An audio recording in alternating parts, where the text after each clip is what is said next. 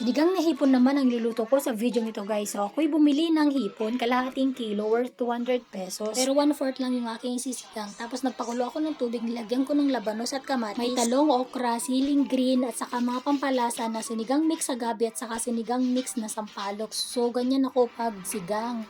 Tapos nilagyan ko din ng crack na paminta at pinakuluan ko ulit. So inuuna ko na muna yung mga gulay na iniluluto bago yung hipon. Tapos nagdagdag ako ng asin kasi medyo matabang. So yung hipon kasi mabilis lang yung maluto. Ayan o, nilagay ko na. So bali 1/4 lang yan guys na hipon. Pero madami na siya kasi medyo maliliit. So 400 ang isang kilo niyan.